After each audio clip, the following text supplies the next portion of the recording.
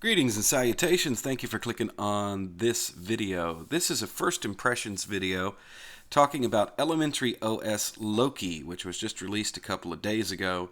I hadn't really intended on taking a closer look at OS. I looked at it a while back and quite frankly I didn't like what I saw very much, but I decided to take a look at it again, and so I figured I would let you guys in on what I have found so far, and we'll take a quick look around.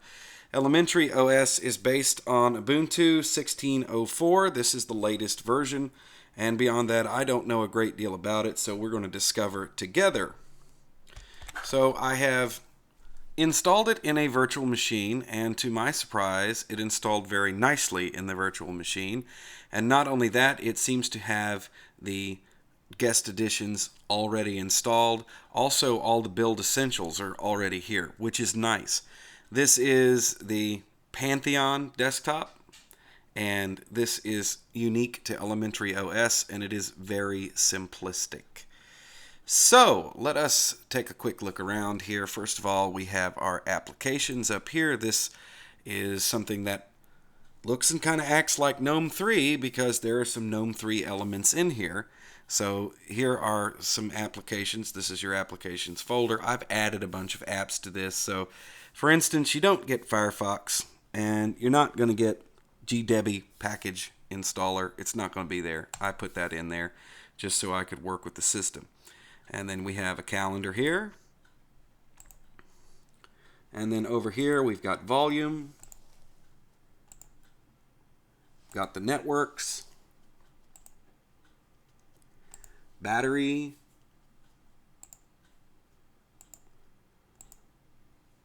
No notifications. And then a little widget there where you can sign inside out and log out and all that stuff. So that stuff's pretty familiar. Down here there is a dock.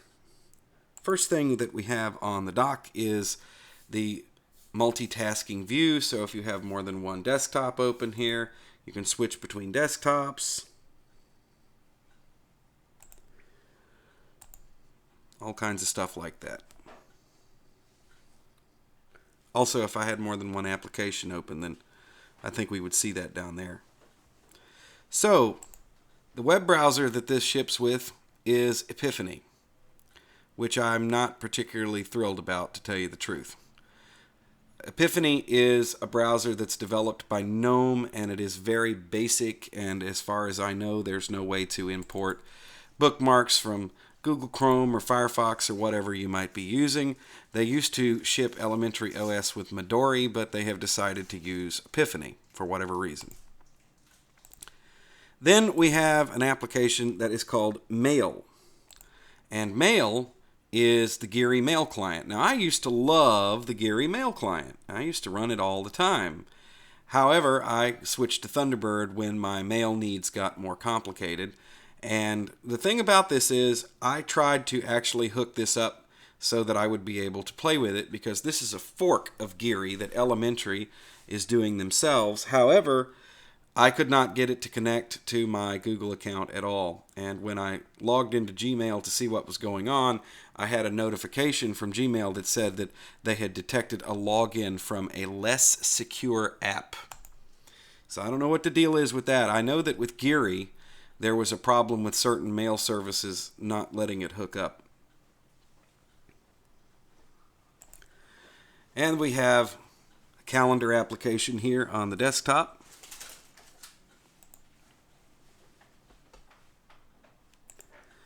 Then we have a program called Music, and this just plays files that you have in your system, and you can get some tunes, import music, change music folder.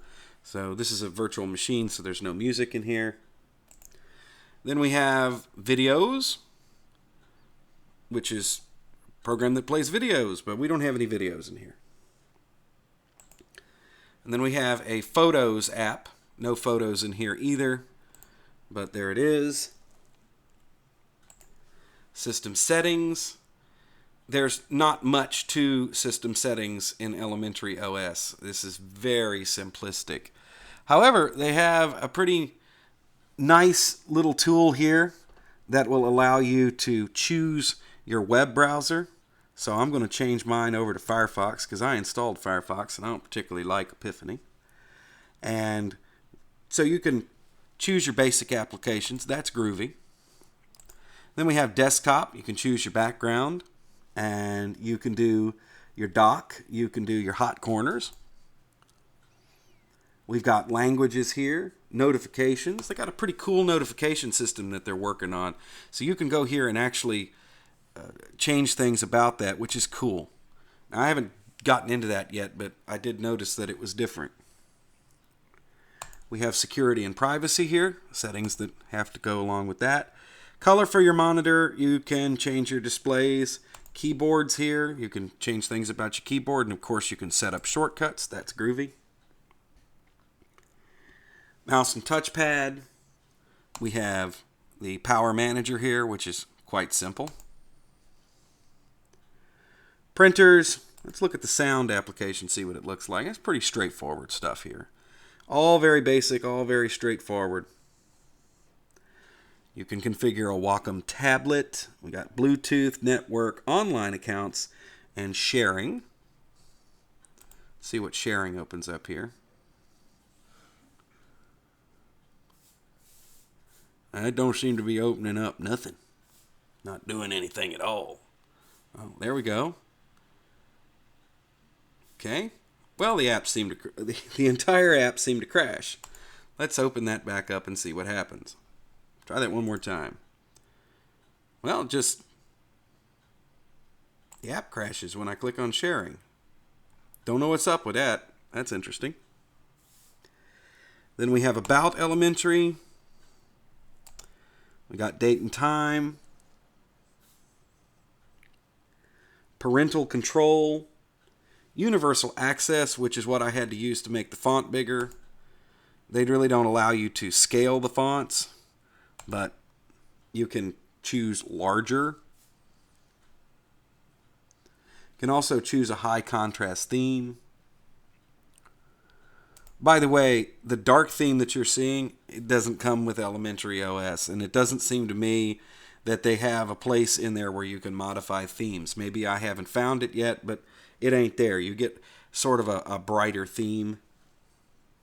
Look at the user accounts app. There you go. So you got some pretty sparse controls here. There's not a whole lot that you can do to modify this desktop from here. So what I did is install the GNOME Tweak Tool. And guess what? Now that allows me to do some more interesting things here. Like I can actually make the desktop active.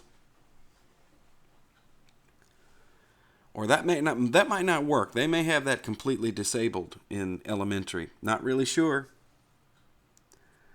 But as you can see, I turned it on and nothing appeared on the desktop. So that might not be something that you can actually do. But let's see here. Yeah.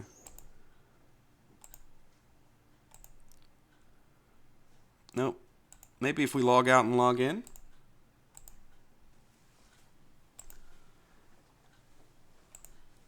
See what happens. Like I said, probably nothing.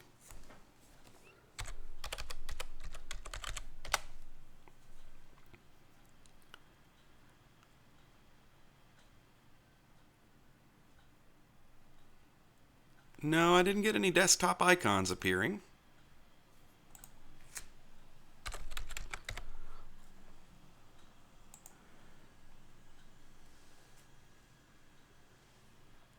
Go ahead and turn that off. Oh, no, I want the dark theme. Thank you. Anyway, okay, so an active desktop doesn't look like something you're going to be able to do. So I don't know how much of this is actually going to apply. I just installed it to see whether I could change the theme or not, and I could. So there it was. Okay, so those are the basic applications you have installed. This is based on Ubuntu. So if you don't like these applications that come with it, you can get rid of them. So for instance, we want to get rid of Epiphany. We just drag it off here and make it go bye-bye. Not going to be using Mail. Drag it off here and make it go bye-bye. And then I can open up Firefox.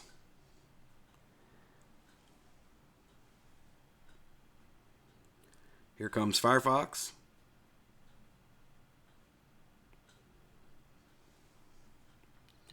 Just like the GNOME desktop, you have a top bar here that doesn't do anything, except when you open an application, it turns black. I mean, it does things because it lets you get to the application, but I don't think there's any way to make that get out of your way.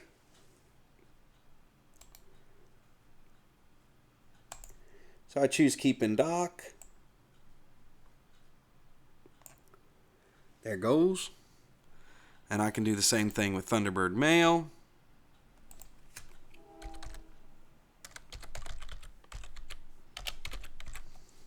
Yep, there it is. It popped right up. Okay.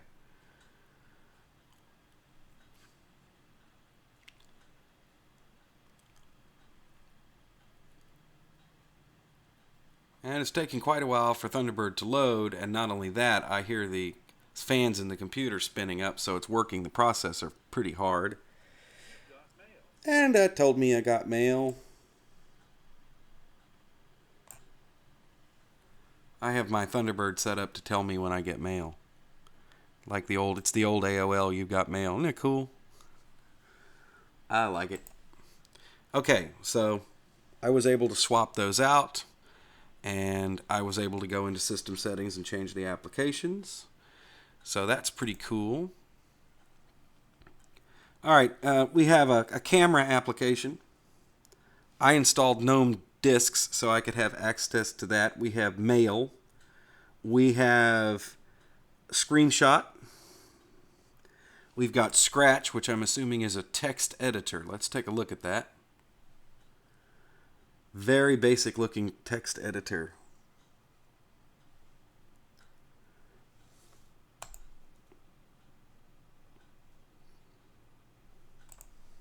That's what I'm assuming this thing does.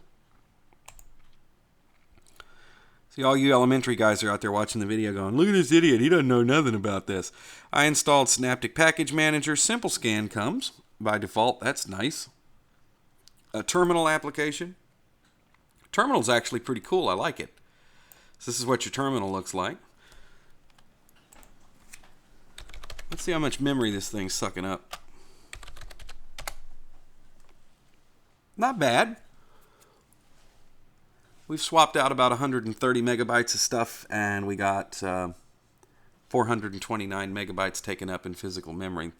And there's only a gig, and this is a virtual machine, so that's the deal. Go ahead and, yeah, close the terminal. So that's cool. And, yeah, that's the entire distribution. That's what it looks like when you get it. So it's pretty cool. This is something new. It's based on Ubuntu 16.04, but they've done a lot of development on top of it. If you like this kind of minimal desktop here, this is great. They have a pretty nice interpretation of a file manager. They call it Files. But no, this is not Nautilus. This is something that they came up with themselves. I did have one little issue. I was trying to get this to connect to SSH. Let's see if I can do it again for the video. Maybe probably it'll work in the video, but it didn't work for me before. Okay, so I'm going to try and connect to this this machine through SSH, and I'm going to tell it that I want home, Joe, and I put in my user account, Lee, and I'm going to give it a password.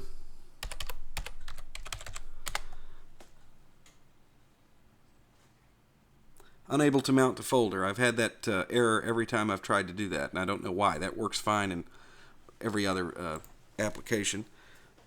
The shortcut to get a hold of a terminal is pretty cool. It's the super key or the Windows key plus T, and it opens up.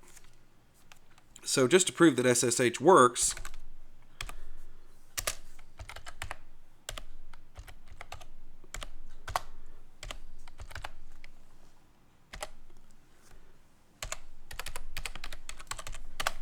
I was able to get in here no problem. So I don't know what's up with the file manager there. So this is a pretty cool looking little distribution of Linux. On the one hand, it might be cool for somebody who's starting out because it's very simple and very basic. And this is kind of interesting here. They have tabs in the file manager.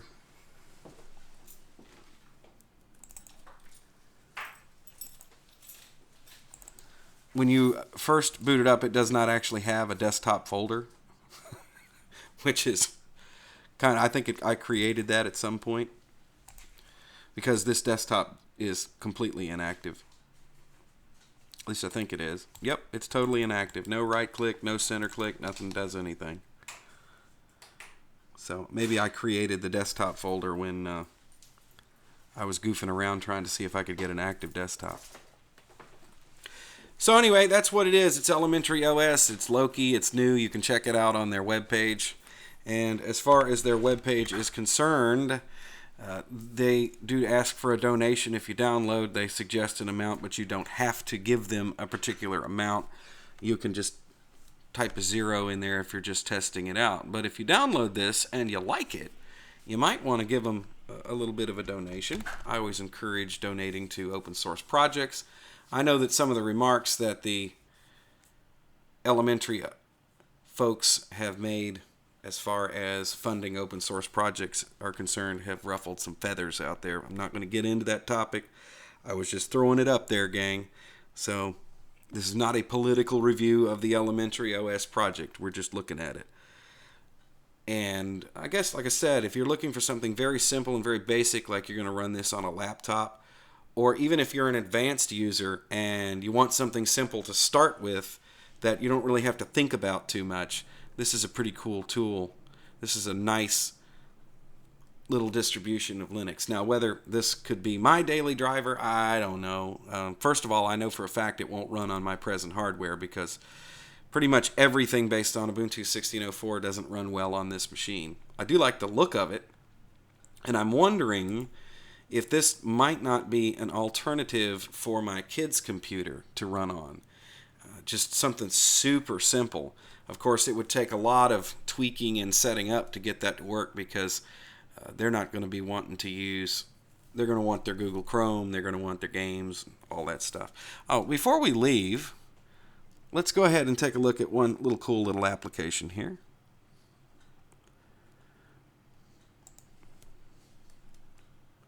Let's go to the App Center. And here you can add new software graphically. And right now it's pretty basic. So let's see, let's look under games, for instance. Let's just click that and see what we get. It's just a list of the games. There's like 3D chess, all that other stuff. But this also handles updates graphically, which is really cool. So it says we've got a couple of things to update. Operating systems, archive manager, and screenshot need to be updated. Okay.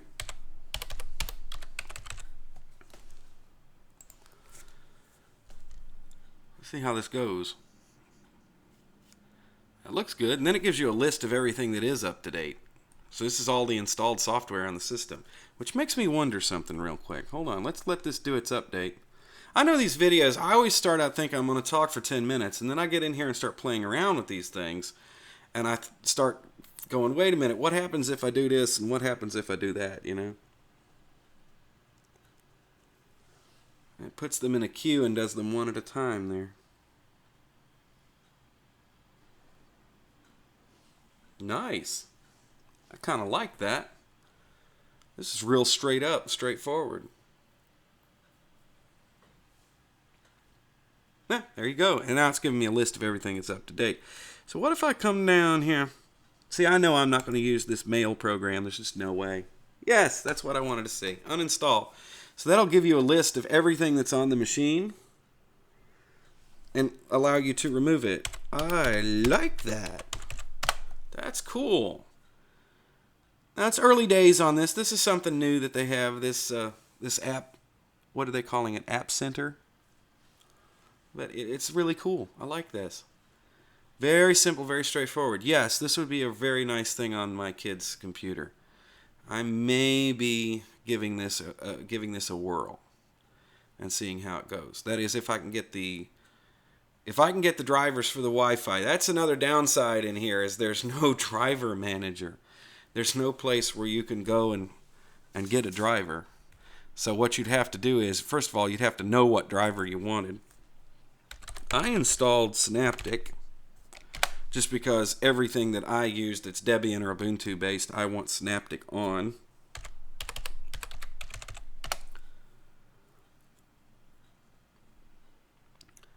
I want to see what happens here if I choose Settings and then go to Repositories.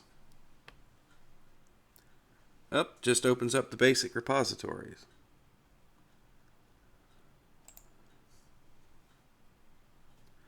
Yeah, so if you have any proprietary drivers to install, there's no like graphic driver agent here.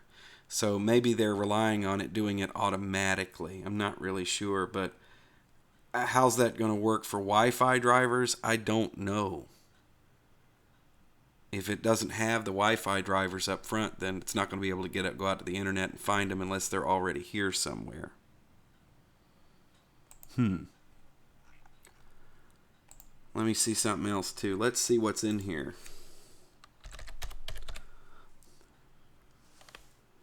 Okay, we got no Skype, which means that the Ubuntu Canonical Partners repository is not hooked up here.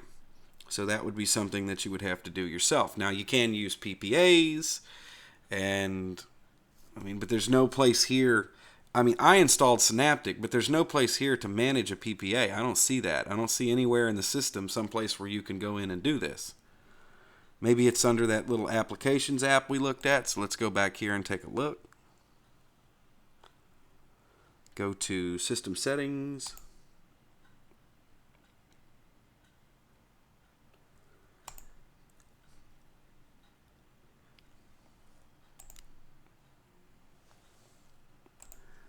I can choose Startup and choose Default Applications here. I don't have any place to manage a PPA other than a terminal. Or maybe I could do it from Synaptic with repositories there. Because, yeah, when you would add it, I think that's where it would go, right? So, okay. All right, we're just goofing around here, taking a look. Got mixed reviews on this. This is just first impressions. You guys are seeing it the way I'm seeing it. I maybe had it running 10 minutes before I actually started recording the video. I like the desktop. And, I was able to get a dark theme on here, which is nice, So that seems to be working out pretty well. I like the simplicity of it. I just wish that there were more graphical tools to get things done that you're going to need to do with a computer, like manage drivers and stuff like that. If you know your way around the Ubuntu repositories, yeah, this is all right. Switching desktops, by the way, it's all done with the meta key or the super key or the Windows key, whatever you want to call it. So I opened up a terminal by holding that down and then typing T. That makes perfect sense. And then switching the desktops here, I'm doing it with holding that down, and it's going to desktop 2. And then once I have some apps open, yeah, this is what it looks like in multitasking mode. Okay, not bad. Not bad at all. Pretty cool little operating system. It's got some pluses, it's got some minuses. If you don't need to install NVIDIA drivers, or you don't, let's put it this way, if you already know how to install your drivers and you can get them from, well, see, now I don't know where you're going to get them from, because if you're not on the Canonical Partners site, doesn't that some of the drivers come from there? So this is kind of interesting. Getting drivers onto a computer might be a bit of a problem here. But if you're used to doing things like that at a terminal, or just going and finding a package, and you want to install it, yeah, you could do it that way. I don't know, mixed reviews. Like the look of it. I think it's better than any other elementary so far. I think they still have a little bit of work to do, though. But as far as the desktop layout is concerned, I'd put my kids in front of this, because they can't break this. I would like, they might be able to find the GNOME tweak tool, but there's not really anything in there they're going to be able to do to break the desktop. And there also is a reset to default in here. So if worst comes to worst, I could always say that. So yeah, or if you, like I said, either a new Linux user that you want to set up a system for your kids, or if you yourself just want a really simple system, this might be pretty cool, but there are still some things in here that you need to work around. I could use this every day. I don't have any problem with it at all. It seems to perform quite well, even in a virtual machine, so pretty cool. Thank you for watching my rambling video, guys. I know I do that. I know I kind of ramble on when I'm doing these things, but I get kind of caught up in it myself, and that's one of the reasons that I record them this way, is because I figured you kind of get caught up with it too. So thanks for watching. Check out Easy Linux on the web. Check out Easy Linux on Facebook. And check out Easy Linux, well, articles from me on Freedom Penguin. I mean, I guess that's sort of Easy Linux on Freedom Penguin, isn't it? freedompenguin.com. That's pretty cool. And check out elementaryOS. I'd love to get your feedback. Thank you for watching. Talk to you again soon.